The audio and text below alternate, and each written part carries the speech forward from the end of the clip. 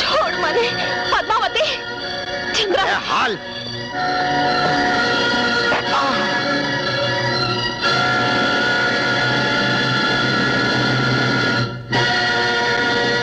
ઠાકોર ઠાકોર તમે હે ભગવાન હું સ્વપ્ન તો નથી જોતી ને? ના ઠકરાણા, આ સપનું નથી, હકીકત છે. ભલે મારા શરીરના ટુકડે ટુકડા થઈ જાય તોય હું તારી સાથે નહીં પરણું. એમ? હા. પણ તારા જો મા બાપના ટુકડે ટુકડા થઈ જાય તો તું મારી સાથે લગ્ન કરીશ ને? બાપુ બોલ, જા બાપ. ના ના ના જપસી, મારા મા બાપને કાંઈ ન કરતો. તું કે એ કરવા હું તૈયાર છું. નહીં બેટા ના, તમે કાંઈ ન કહેતા. તમને મારો સમજે નહીં પદ્માવતી, નહીં માનતી. પાપી, એક વાર મને છોડી તો જો, પછી હું જોઉં છું કે તારા જેવો હડકાયો કૂતરો કેમ જીવતો રહે છે. અરે વણજારણ, મારે તો તને છોડવી જ પડશે, કારણ કે મારા લગ્નમાં છન્નો બનીને તારા સિવાય બીજું નાચશે કોણ? અરે છન્નો બનીને નાચશે તારી બા, હું નહીં. ફોજદાર સાહેબ, આ તો માનતી નથી. મનાવતા મને આવડે છે. બોલ, નાચીશ કે નહીં? ના. એમ? હવે બોલ, નાચીશ કે નહીં? ના ચુલણ ના. રહેવા દે, મારતો નહીં એને. ભલે મુંડા, નાચીશ.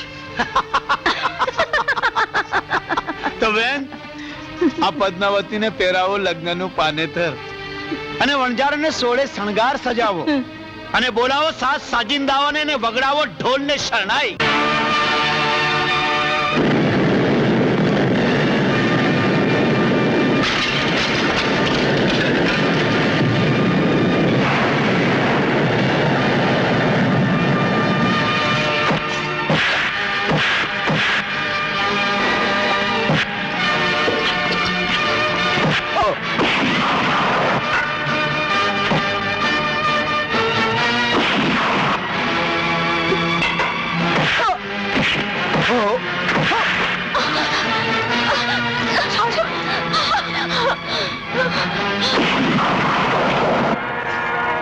ખબરદાર, કોઈ ડબ્યું પણ આગળ વધ્યું છે તો. શાબાશ બેના.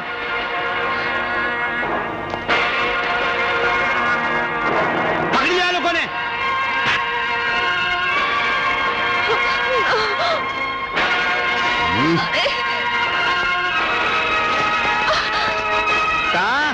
રામાપીર, હવે આ ખેલની મજા આવશે.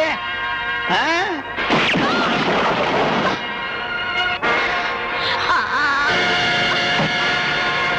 ભાનુસિંહ,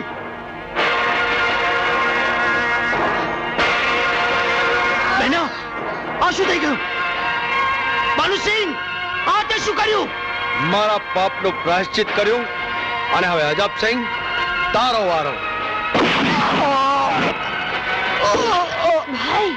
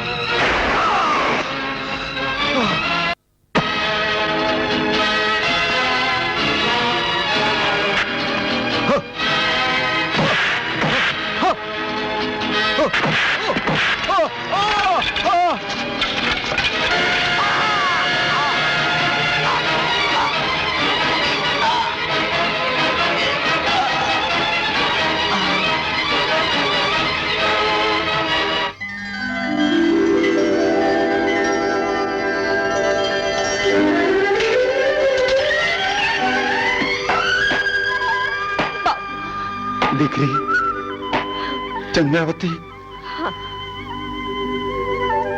કુંવર સાહેબ, વિધિના મંટોળીએ વિખાઈ ગયેલો મારો માળો આજે ફરી બંધાઈ ગયો.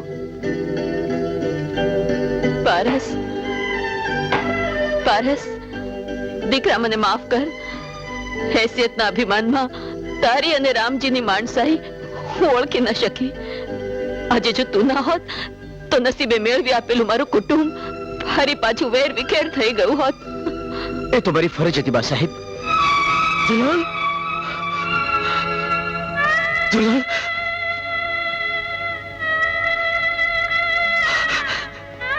દુલ્હન. બાપુ, બેટા એમ કેમ તો છે ને? હા બાપુ, બાપુ, અમારા બાપુ. બેટા, આજે મારા હૈયે હરખનો દરિયો હિલોળા લઈ રહ્યો છે. આજે મેં તને મારા પડાવથી તારા પડાવ સુધી પહોંચાડી દીધી છે બેટા. એવું ન બોલ બાપુ, એવું ન બોલ. બાપુ, તારે મારી હારે જ રહેવાનું છે. ના બેટા ના. અરે બેટા, હવે મારે પડાવ નથી બદલવા હો. હવે તો મારે રણુજા જઈ એમાં પીરને ચરણે બેહીને અલખને આરાધવો છે. ના બાપુ ના. આ જોયું ને, પ્રેમ કોને કહેવાય? હવે પ્રેમ કરો તો કરજો આ કુંવર સાહેબ ને ઝુલણ જેવો, આ ભીખાને ભીખલી જેવો, મારા ભેરુ પારસ ને પદમણી જેવો. સાંભળ્યું ને? એ ગાંડા, એ ગાંડી. પ્રેમ કરો તો કેવો? પારસ ને પદમણી જેવો.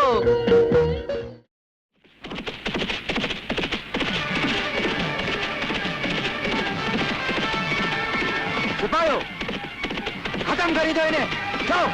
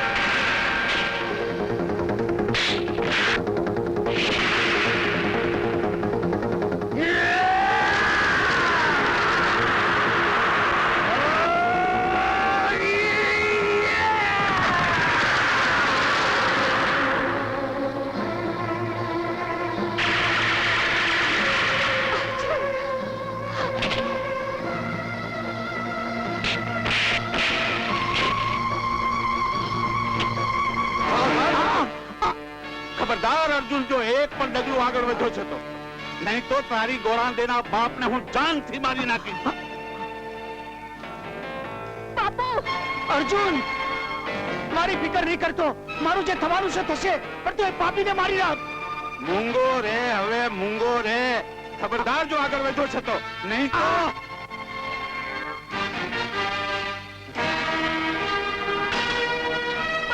અરે તું ક્યાં જાય છે? અરે સિપાહીઓ સીધી રાખો એને.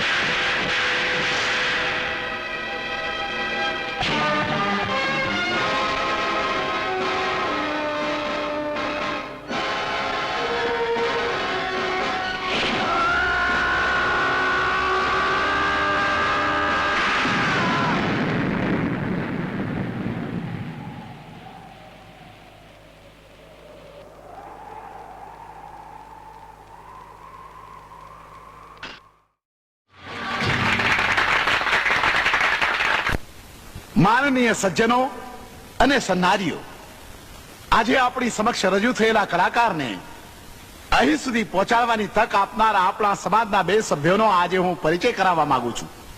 એક છે ભાઈ શ્રી વિક્રમ ઉર્ફે વિકી સાહેબ અને બીજા છે શ્રીમતી લલિતાબેન ઉર્ફે લોલિતા મેડમ.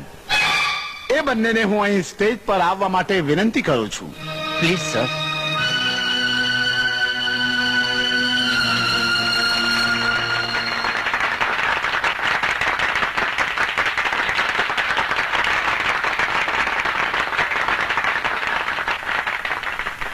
અને આ છે શ્રીમાન વિકી સાહેબ અને આ છે એમના ધર્મપત્ની મધુબેન ઉર્ફે મેડોના અને આ છે એમના સાસુ એટલે કે વિકી સાહેબના મમ્મીજી. હવે આ ત્રણેયનો પરિચય કરાવ્યા પછી હું આપ સૌની સમક્ષ એક એવા પાત્રનો પરિચય કરાવવા માંગુ છું કે જેની કથા સાંભળીને આપણા સમાજ ઉપર કલંક લગાડતા આ માતા પુત્રને ધિક્કારવાનું મન થાય, એમનો બહિષ્કાર કરવાનું મન થાય. અને એ પાત્ર છે અમારા ગામની હસતી રમતી ઉછળતા કૂદતા ઝરણા જેવી માતા પિતાની એક ને એક લાડકી દીકરી આ રાધા. આ રાધાના ભોળા મા બાપની છેતરીને પોતે પરણેલો હોવા છતાં કુંવારા હોવાનું નાટક કરીને ફરીથી એની સાથે લગ્ન કર્યા. અરે 5 લાખ રૂપિયા રોકડા 100 તોલા સોનાના દાગીનાનો દાયજો હડપ કરી ઘરકામ માટે નોકરાણી તરીકે લઈ આવ્યો. દેશમાં આના માતા પિતાને પૈસે ટકે પાયમાલ કરી નાખ્યા. અરે આઘાતને કારણે એના પિતાનું અકાળે મૃત્યુ થયું.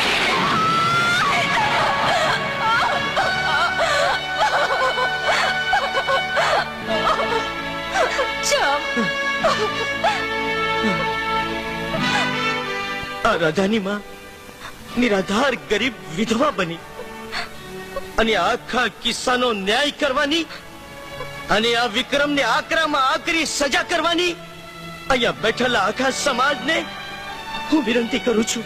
હા, હું વિનંતી કરું છું.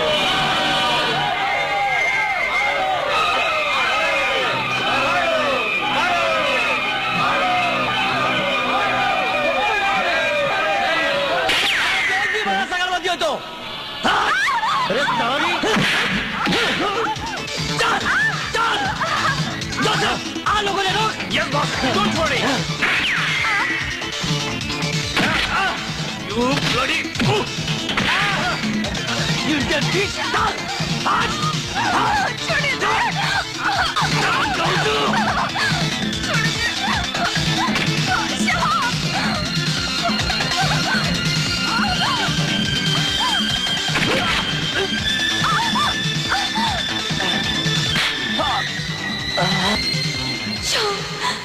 શ્યામ મારીને છૂતો નહીં છોડતો. શ્યામ એને મારી સાથે વિશ્વાસઘાત કરી મને પરિણીત નહીં એક નોકરાને બનાવીને મારી જિંદગી બનાવી છે. શ્યામ એને છૂતો નહીં છોડતો. શ્યામ મારીને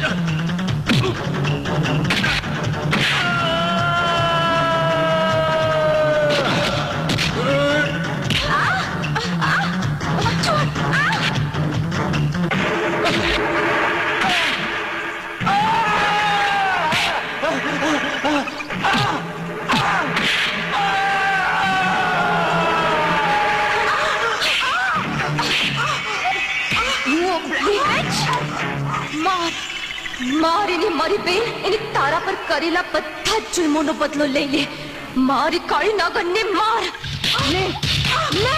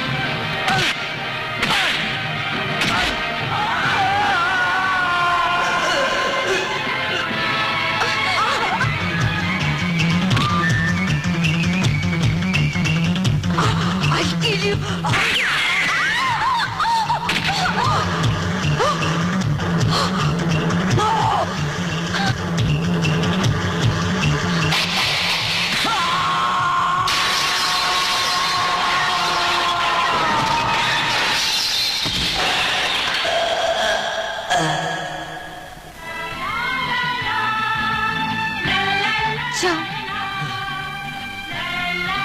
હવે તું મારું શ્યામ ને હું તારી રાધા. મને લઈ ચાલ આપના મલકમાં. રાધા, તું મારી રાધા. હું તને લેવા જ આવ્યો છું રાધા.